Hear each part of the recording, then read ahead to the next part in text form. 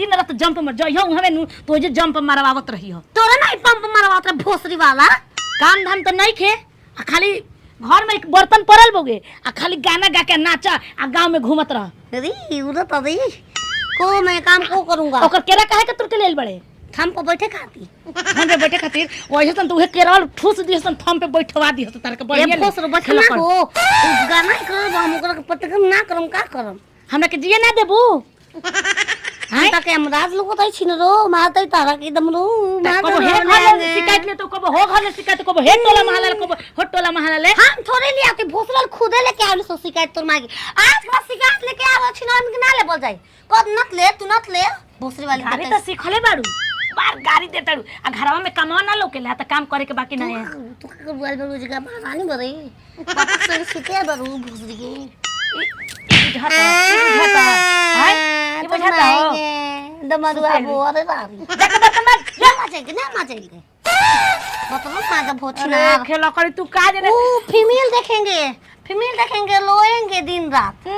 देखो फीमेल ने देखबू देखम ना खेला वाला कैसे सीखेंगे कैसे हम आओ तनी रोपनी का फीमेल देखी हन निहुरा दिन भर खेत में और पलंग पर सोतिया आयो भगवान जी हम दमे करत बा आइ नु तो घर में कचार दे हम बढ़िया ले जाके बर्तनिया धोवा ना त के बा ए बहनी के बा के ह अरे हां भाई के ए बहनी हेने बनी होतर लौकेले ना का हेने बनी आ हेने लौकेले ना ना ए बहन जान जा कि का कि हमरा कुछ ना लौकेला में कुछ दे दो तार माई बाबू नहीं खे भीख मांगो चलतो गांव गई कैसे चले लो हो ए तो या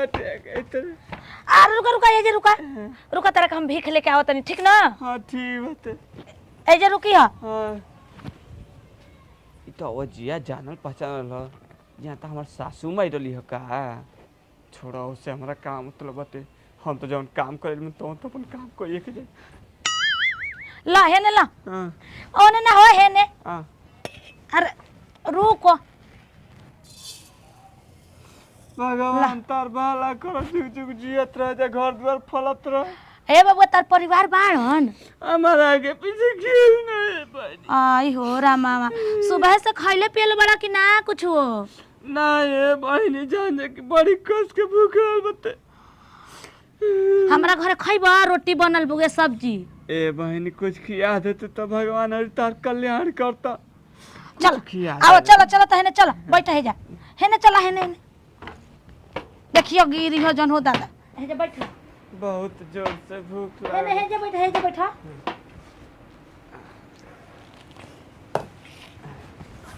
लिए भाई बहनी लेके हम खाना आवत नहीं ठीक ना ठीक बात चाहे तो भगवान तक बड़ी में से फूलत रह जाए अरे जहिया से चोर गुरु छोरी के हम करे ए केकरा बाबू जी के आए जा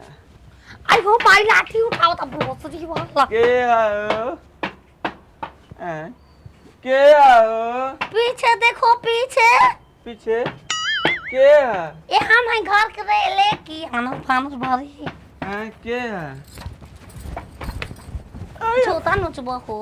ना बहनी हम लोग के नहीं है का रे मां हम चाउर होई चाउर गेहूं कुल आलू पिसन कुल बरे का करबे पिंकी मनावे आइल बरो नहीं हां हम भिखारी हैं घूम हम बियाह तय हो गई बा हां बियाह को खवा हमार हां 4-5 दिन बाद हमारा संगूठी वाला होखी पहने ला वही से हिस्से वाला बड़ी कस के हम जमा होई ना दूल्हे के मामा भी एक छपर रोई जे चुमाली त हो ओ का को सपना रहे हो अपन दूल्हा के मार जाला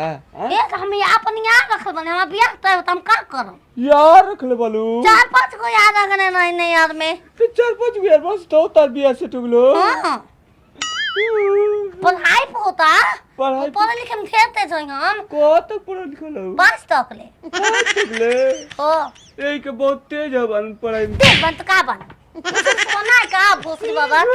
दूर गो रोटी खायल बड़ी कस के भूख में खा नून रोटी खाएंगे जिंगरी संग ही बिताएंगे ठीक ठीक है ठीक बा। हमार दुल्हन के नाम बताई का हो का मुरारी कुमार आ मुरारी दुलारी कुमारी अरे दुआरी दुआरी वो मुरारी के दुआरी तारा दुल्हा के कुछ ना मुका हमरा से का मतलब पता ही ना हो जब तब हमार से कहबो का मतलब बा हो यार रख रही पेट से रही हम हां हमरा के सुई गच दे दिवाली से लेके फच दे फेंक दो से दिन भर हम बहुत खेला बेला करत रही हां के की करे हम ना खाए रे ना खाए बबे कोला के खाए खातिर लेल बनी हई आन्हर बनी निका खातिर लेल बनी केकरा घर के होई हैं भीख के मांगा ने हम बड़े छिनरी रे आहो तारा लौकेला हाँ हमारा लौकेला ओ जतना सुनले नहीं हो उससे ज्यादा तू तो विद्वान और पागल सन की बोल हो इका कहता रहो तू क्या हड़ा ए,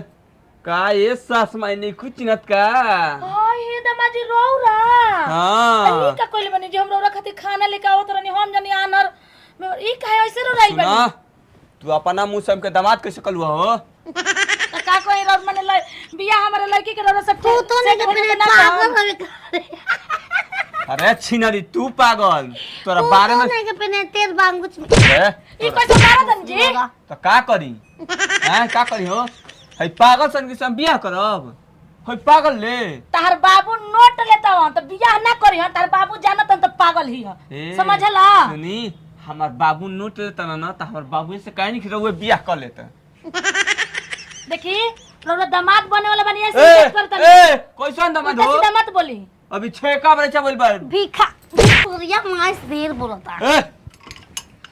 ए अरे रात मारे कौन है मार देबू तो ठीक नहीं ना कर दे का कर हम दे रात का तारा समय का रोज मारे नहीं ए रानी कपाल पर के रोज होला आवेला तू घर में चला पागल सन बुचिया का घर में जाए रे तू एरा घर में खाए न दे ए पाहु सुनी हमर बात तो अनमुनी हल्का ही ओए का से निमन से बोलम तो इहो निमन से बोली हां तो हम का पागल लिखा बोलता नहीं का कबे के ई पहले बताई रोरा काहे ओ। भिखारी के रूप धके आई नहीं मोइल हमार गांव के आदमी कहता ना कि लड़किया पागल ही है उहे नहीं पता लगावे ठीक ना ओय हो रामावा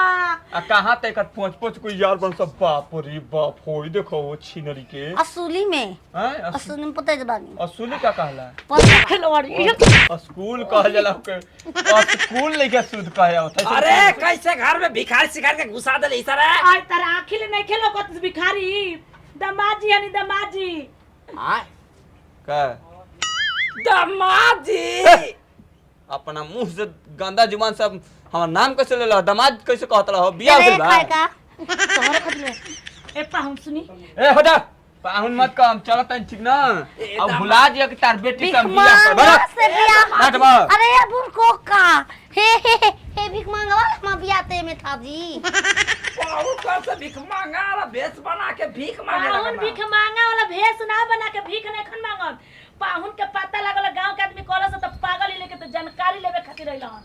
भीख मांगा के रूप धके आ ई खेलो करब त कोई आवत फट के निकल जतई आ केरा के थम पे नाचे लागतई आ गावे लागतई कहा के झोटा आ कबाल चला ना त घर मार बुह भेस बियाह ना कर